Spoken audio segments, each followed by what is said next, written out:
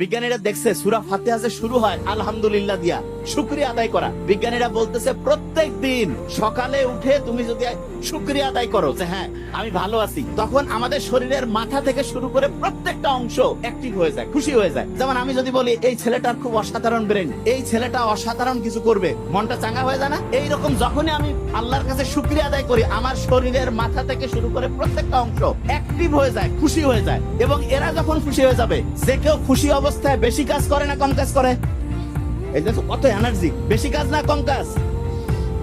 তাইলে আমাদের মাথা থেকে পা পর্যন্ত সবগুলো জিনিসকে যদি আমি খুশি করতে চাই, আমাকে আলহামদুলিল্লাহ বলতে হবে। কি বলতে হবে? আলহামদুলিল্লাহ তো এমনিতে বলতে মন চায় না, এই জন্য আল্লাহ নামাজের মধ্যে প্যাকেট করে দিয়ে দিছে। প্রত্যেক নামাজে আমরা সূরা ফাতিহা পড়ি, আলহামদুলিল্লাহি রাব্বিল আলামিন দিয়ে শুরু করি।